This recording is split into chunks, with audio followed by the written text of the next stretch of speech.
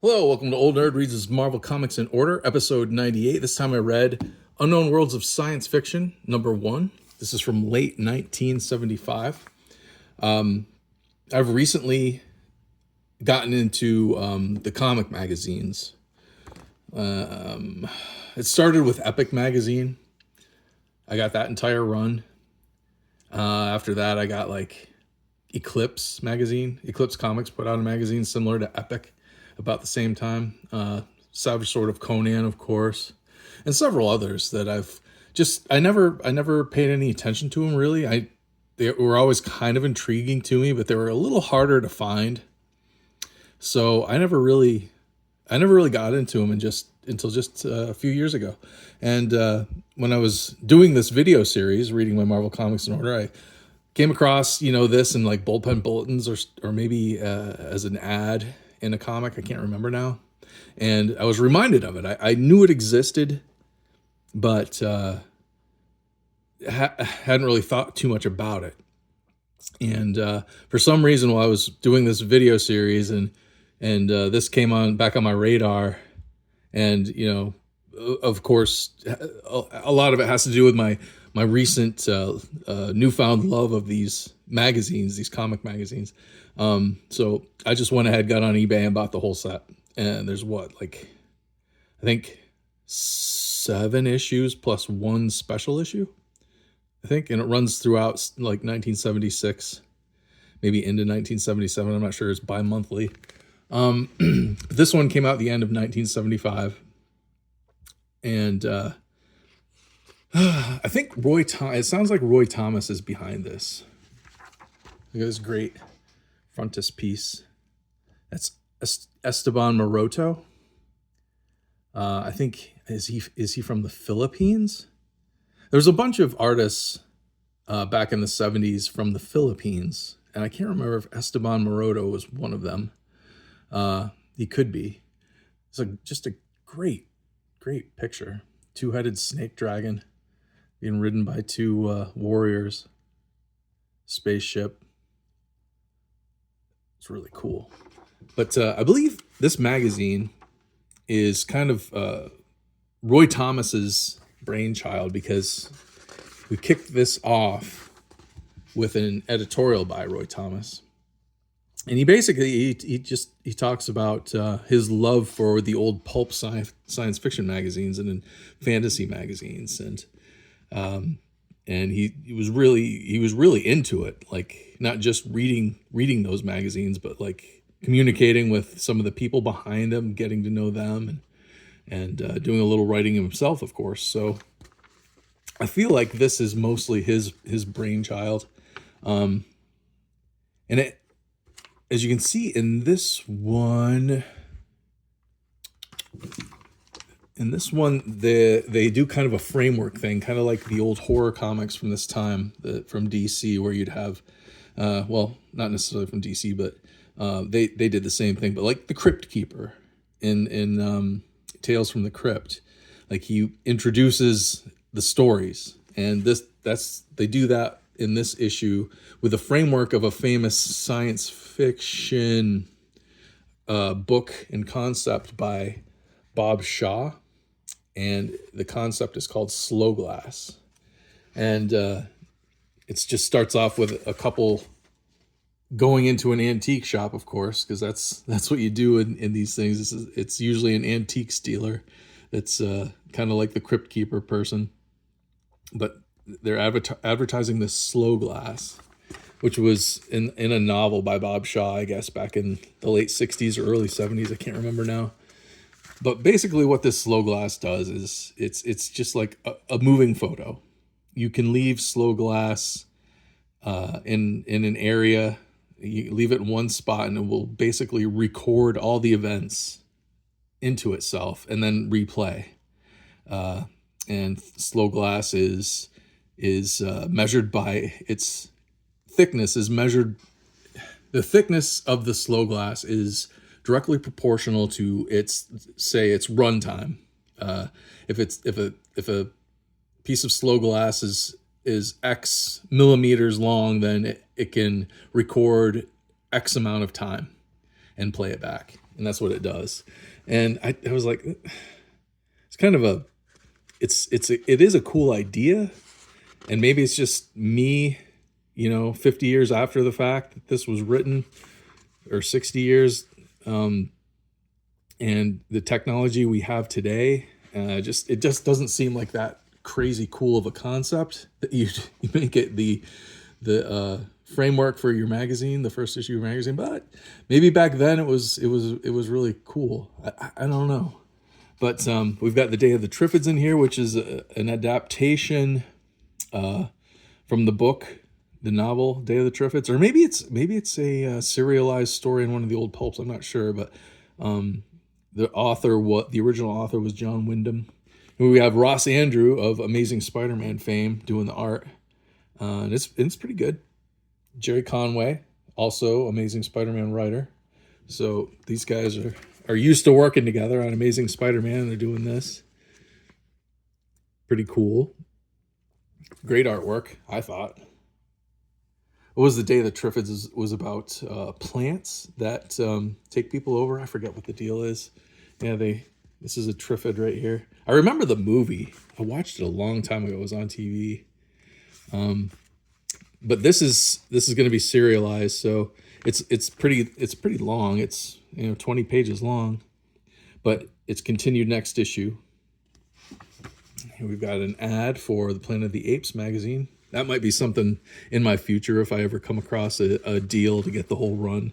I would love to read the Planet of the Apes magazine. I've never read any of the Marvel Planet of the Apes comics. Never. Oh, here we go. This is Neil Adams, and this is a neat story that he does. He does this. He uses this format. Like this guy finds this piece of slow glass, I guess, but it's more like a cell phone, I would say. And he turns it on, and it plays back this message. And it's this narrator comes into focus on the screen, and this is what he's saying. And this is like a photo that actually goes along with it. And it's like an alien race analyzing our planet. And it's a big discussion basically on the evils of the Vietnam War. And it's pretty cool, actually. It's really well done. Pretty brave to put this out, I thought. Pretty horrific subject matter about a village in Vietnam that gets attacked by American troops and everybody dies horribly. Yeah. It's a really sad story, but it is good. Monster Mass for every occasion. The Hunchback, the Devil. Herman Munster. I don't think that looks like Herman Munster, but then just regular Frankenstein. Classic. Old Woman, that's creepy. Horror models. Karate ads everywhere back in the 70s in comics. Karate ads every other page, every single issue, every other page. And this is a really good interview with Ray Bradbury. Very long interview, and the interviewer asks some really great questions. And Ray Bradbury seems very prolific, very outspoken, very energetic. And he was a busy man for 40, 50 years of his career, writing television, movies, novels, comics. He's done a little bit of everything. And he goes into all kinds of aspects of his life and career in this. And it's a very, very long interview. This isn't even the end of it. It's continued on page 74. So it goes on. This is a really cool advertisement for the magazines. And that's Alfredo Alcala. Another one of, I think, the Philippines artists that I was talking about with Esteban Maroto here. I'm not sure. One of them, or both of them, I think, are probably, though, Philippines. But that's a really cool illustration. You've all the magazines down here and all the characters from the magazine up here in their orchestra. This is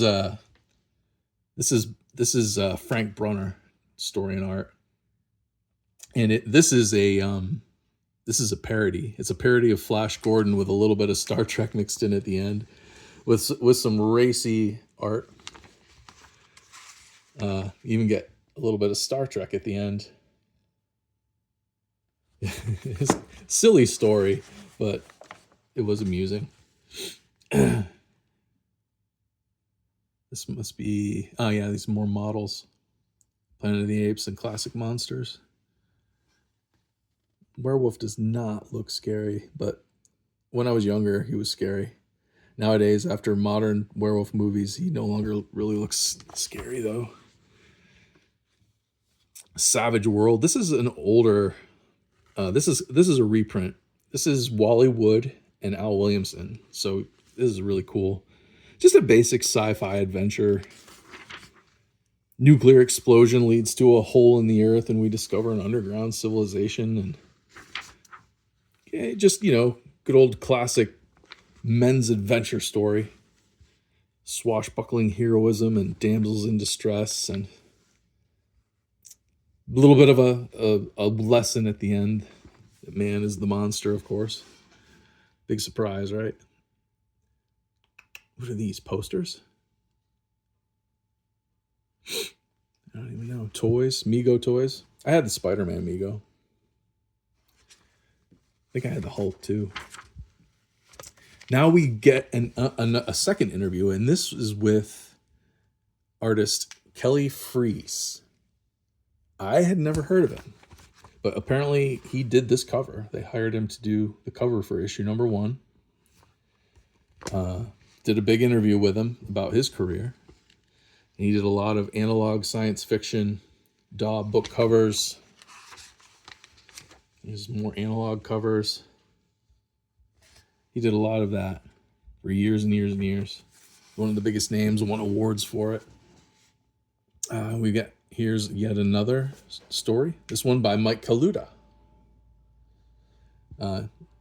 Art and story. This is rare. You don't usually see like a Mike Kaluta actual comic strip. Mike Kaluta does a lot of like covers, and he does really excellent fine art basically for covers. But you don't usually see him actually draw a comic strip. So this was kind of interesting to see his artwork. This isn't the best story, but the art's pretty cool. And it's just another sci-fi men's adventure. Ends on a down note, but pretty good.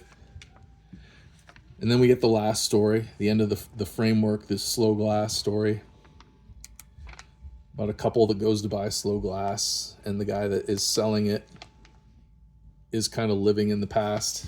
His family passed away, but he has a 10-year Slow Glass that replays them.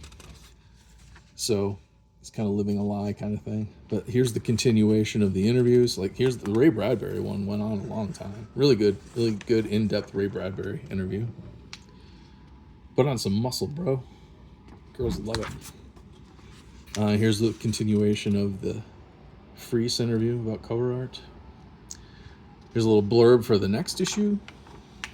Of course, here's our other martial arts school that you can apply for in this issue, or you can get a real job, make some actual money, or you can get a real job and make some actual money at LaSalle Extension University.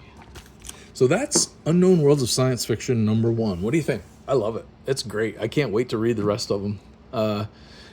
So stick around. I'll be doing a video for each of those as I go through them. If you like this kind of video, please subscribe. Please share it with any of your old nerd comic book friends. And leave me a like, comment on anything to do with this. And I hope you'll subscribe. And I'll see you next time. Thank you for watching. Bye-bye.